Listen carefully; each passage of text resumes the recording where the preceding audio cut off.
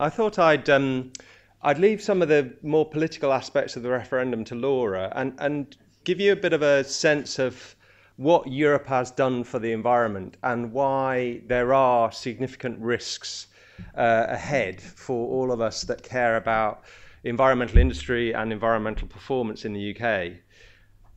The EU came into being for reasons unconnected with the environment, but a series of events in the 1980s really changed its approach. Acid rain, Chernobyl nuclear disaster, and the concept of sustainable development had a huge impact on the operation of the European Union and in turn the UK. So the EU has become, since the mid-80s, as much an environment union as it is an economic union. It's had a huge positive impact on the quality of the UK environment. It's because of the EU that we no longer swim in sewage because of the Bathing Water Directive. It's because of the EU that some of our rarest birds are now recovering. The golden eagle, the bittern, the Scottish crossbill have all benefited from the focused activity that has arisen from the birds and the habitats directives. We now have salmon and seals swimming in the Thames because of wastewater directive of the European Union, and sewage is no longer discharged regularly into our biggest rivers. And it's because of the EU that we've seen catalytic converters made mandatory, first for petrol in 1992 and then for diesel in 2008. Incandescent light bulbs banned, saving us all about £80 a household as we shifted to CFLs and LEDs due to the eco-design framework which was agreed back in the early noughties. EU membership hasn't been entirely positive for the environment because the EU is also an agriculture and a fisheries union. It's done significant damage to our environment through those two programs. CAP has incentivized, the Common Agricultural Policy I should say, has incentivized overproduction.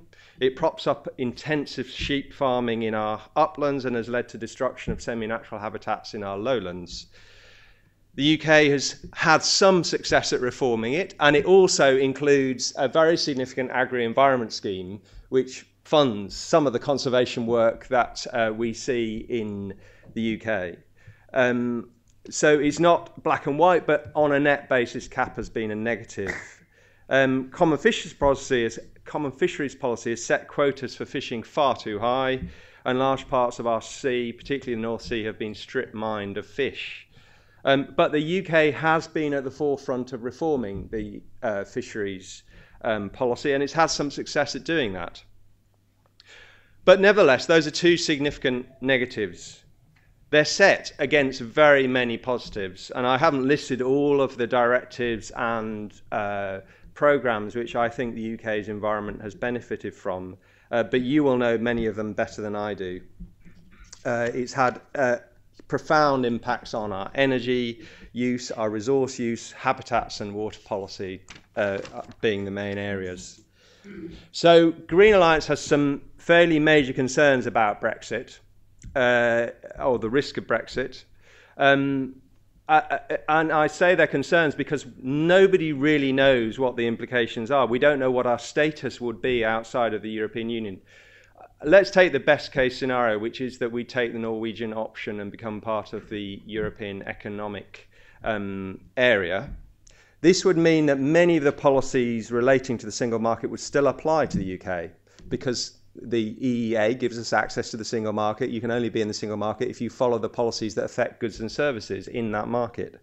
So water, landfill, electronics, chemicals, air pollution, industrial emissions directives and policies would still have to stay in force. The difference would be we'd have no influence over new legislation, and we'd probably have very weak enforcement of the existing legislation, which is very significant because the UK often seeks to exploit loopholes in European legislation. Just to go back to the example I started with, we no longer swim in sewage in our beaches, but it took 17 years of hard graft to ensure that the Bathing Water Directive was properly applied in the UK. In 76, when the Callaghan government was in power, they designated 27 beaches as bathing water areas, so excluding very many. You know, Brighton, Blackpool were completely off the list. In 1986, the European Commission started infringement procedures, and the Thatcher government responded by designating 397 beaches. In 1993, the European Commission finally won infraction proceedings against the UK, and by 2011, we had 597 beaches covered by that directive, and only 14 failing. So it took us 17 years and endless legal wranglings to apply something we have all benefited from, and I don't think anyone would argue was a bad idea. So the UK's not got a great track record at enforcing policies that are seen to challenge or require new investment from the European Union, and we should be thankful that there is a strong legal structure in place through the European Union to ensure that those directives are applied. So Brexit is likely to, in my view, is likely to result in much weaker enforcement, because we would no longer have the ability to go back to those laws. We would not be covered by infringement proceedings in the same way. And where we made our own environmental legislation, which we do occasionally do, it doesn't happen very often, but sometimes, it would have to be compatible with the single market. That's incredibly difficult to do. You've got to find a way of legislating that's compatible with 27 other member states. So, what would not apply if we were in this most optimistic of Norwegian views, and I should just point out that Norway has a much stronger tradition of environmental politics. We've had Norwegian prime ministers resigning on issues of environmental principle. It's at a much higher level of engagement in Norwegian politics than it is in the UK. But even if we had that scenario, what would not apply are the Common Agricultural Policy, the Common Fisheries Policy. You might celebrate that, but neither would the Habitats Directive, the Birds Directive, or the Bathing Waters Directive that I've been talking about. There are big unknowns about those. You know, would the existing domesticised UK legislation still apply, or would it be weakened? Would any replacements be as strong? Because there's a huge difference in legal form between European legislation and UK legislation. European legislation has always had basically European legislation is incredibly slow and painful to agree, and once it's agreed, it's almost impossible to get out of. Whereas UK legislation is very quick to apply and has endless flexibility in it. And interpretation of that legislation carries on for years and years after it's been applied. So the question would be, would any replacements be as strong? And then when we come to those kind of awkward parts of the EU programme, CAP and CFP, what would replace them? You know, can we imagine that a UK government out of Europe would take the best bits of CAP, the agri-environment schemes, and use their limited money for that? Or more likely, would we expect the UK to try and help British farmers compete against Irish and French farmers still in the CAP by giving them production subsidies? You decide. Would we be able to agree bilateral deals with Norway, Denmark, Germany, Holland, and all the other North Sea states around fisheries that would protect our fish, even though most of those countries remain part of the Common Fisheries Policy? I don't know. I genuinely don't think anyone knows.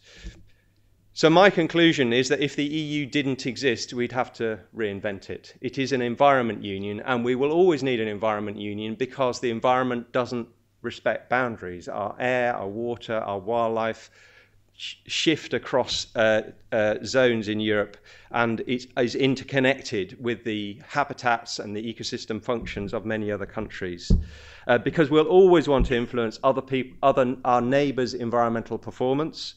We'll always want to ensure that we can cooperate on common environmental problems like climate change, and we'll always want to create bigger markets for green goods and services. So my conclusion is that if the EU didn't exist, we'd have to invent a new environment union. Thank you.